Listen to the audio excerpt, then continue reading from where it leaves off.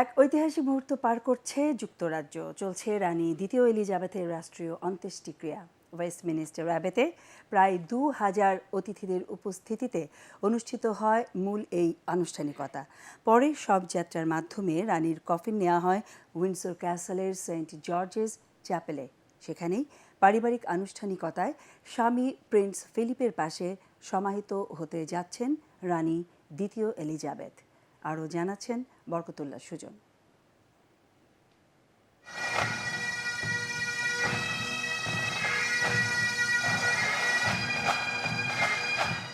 এক ঐতিহাসিক জাঁকজমক শোকাবহ মুহূর্ত। লন্ডনের স্থানীয় সময় সোমবার সকাল 11টার আগেই ওয়েস্টমিনিস্টার হল থেকে বের করে আনা হয় রানীর কফিন। সব জানে ধীর পায়ে সেই কফিন টেনে নিয়ে যান ১৪২ নাবিক। পেছনে পেছনে আসেন রাজা তৃতীয় চার্লস সহ রাজ পরিবারের শোকার্ত সদস্যরা। পাইপ আর ড্রামের তালে রানীর কফিন নেওয়া হয় ওয়েস্টমিনিস্টার অ্যাবেতে, যার সাথে জড়িয়ে আছে রানীর অভিষেক আর বিয়ের স্মৃতি। শুরু হয় ১ ঘণ্টার প্রার্থনা আর বিবৃতি। ১৯৬৫ সালে স্যার উইনস্টন চার্চিলের অন্ত্যেষ্টিক্রিয়ার পর এই প্রথম যুক্তরাজ্যের রাষ্ট্রীয় অন্ত্যেষ্টিক্রিয়া প্রত্যক্ষ করল বিশ্ববাসী। রানীর জীবনের প্রতিটি বছরের জন্য একটি করে ঘণ্টা বাজে বিগ বেনে। দেশব্যাপী পালিত হয় ২ মিনিটের নীরবতা। ওয়েস্টমিনিস্টার অ্যাবে থেকে দ্বিতীয় শবযাত্রায় রানীর কফিন নেওয়া হয় হাইড পার্কের কাছে ওয়েলিংটন আর্চে। ছুটির দিন ঘোষণা করায় রাস্তার ২ পাশে দাঁড়িয়ে সেই শবযাত্রার আনুষ্ঠানিকতা প্রত্যক্ষ করেন লাখো মানুষ। বিগ বেনের ঘণ্টার পাশাপাশি শোনা যায় তোপধ্বনি। সেখানেই পরিবর্তিত হয় রানীর শবযান। সেই শবযানে কফিন নেওয়া হয় উইন্ডসর ক্যাসেলের সেন্ট জর্জেস চ্যাপেলে, যেখানে চিরনিদ্রায় শায়িত হবেন ৭০ বছর ধরে রাজ ক্ষমতায় থাকা রানী দ্বিতীয় Elizabeth. Barkatullah Sujan, ATN Bangla.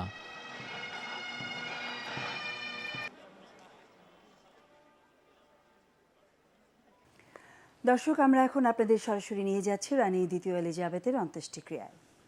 You know, it was a bit general, but I thought, no, she sees a lot of people. She can't remember everything. And I told her what I was doing, television and writing. And at the end, the hand came out, and as she shook my hand, she said, well, she said, you give a lot of ladies a lot of pleasure. She never did. Well, I didn't really realise until somebody said what to me. So what did she say? And I said, she said, what? And so I was going home in the car with my wife, and I said, you know, I couldn't make up my mind whether to be buried or cremated. I'd quite like to be buried because I'd like a headstone. And Ollie said, like Alan Titchmarsh, MBE, 1949 to whatever. He gave a lot of ladies a lot of pleasure, Elizabeth R. Well, she wasn't wrong, was she, Alan? No. Extraordinarily, you saw, as he was then, Prince Charles, the night before he was about to become king. A normal night, a special night? It must have presumably been a special night. Prince Charles was there. It was at Dumfries House up in Ayrshire, and I've been an ambassador for the Princess Trust and the Princess Countryside Fund for a long time. I've also been, since its formation, an ambassador for the Princess Foundation, which does a huge amount of work, and particularly up in that part of Scotland and around Dumfries House. 12,000 people a year learning all kinds of skills. And I was up there to have a look round, and I saw the Prince in the morning and ran across the London and said hello, and we had a quick chat, and he said, you know, perhaps you could do the estate walk with me tomorrow, which, as it turned out, I couldn't do, but it's another story, isn't it? But we had a dinner in the evening, and it was relative, about 50 people there, so it was quite intimate. And after dinner, we had warm coffee, and we listened to music. There was a sort of penny whistle and a guitar. And the Prince gave the penny whistle player a bottle of scotch and the guitarist a bottle of champagne. And we all chatted, and at about 11 o'clock, the Prince was working his way around the room to leave. And I happened to be standing by the door, and he shook my hand. He said, come for tea sometime. And I said, love to. I've known him for a long time. And off he went to bed, and off I went to bed, and I got an early flight in the morning. When I got home, I realised that I'd said goodnight to the King on his last night as Prince of Wales. He had no inkling that night before that anything was untoward. We're looking at pictures now of the Queen's coffin making its way, as I said, towards Windsor, and we can see there is hardly, well, there isn't a gap, really. People have come out from their homes, their places of work, if they happen to be working today on this bank holiday, and they are very much making their presence felt. And I think, well, we saw how deep the crowds were in central London. It's no surprise.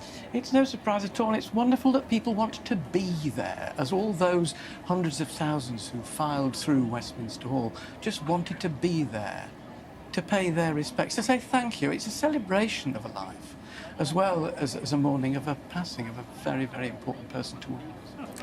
Alan Titchmarsh, thank you very much for sharing your wonderful memories and your thoughts on such an important day. Thank you. People are gathering on the long walk. Anita Rani is there for us. I was here last night, Kirsty, and a few people were gathering to bag their spots, to spend their night under the stars to make sure that they got a good position. And what a difference now. The crowds have amassed, all here with one common goal: to witness a moment in history, to watch the procession of Her Majesty the Queen's coffin make the final part of its journey along the Long Walk through to Windsor Castle via the Cambridge Gate, which is behind me. The crowds have come well prepared. They've come with picnics and blankets and chairs, and they've been watching the funeral service on screens that have been erected along the Long Walk. And during the service, it was pin drop silence. And then everybody rose to their feet during the national anthem. The atmosphere here is calm, it's contemplative, it's reflected, it's very peaceful. And the weather gods are smiling on us today. It was warm and overcast this morning, and now the sun has come out. And the people here are from all over the country, all walks of life, young and old, and locals from Windsor as well. Some of them who were lucky enough to meet the Queen, who was very much their neighbour, and I'll be hearing their stories a little bit later.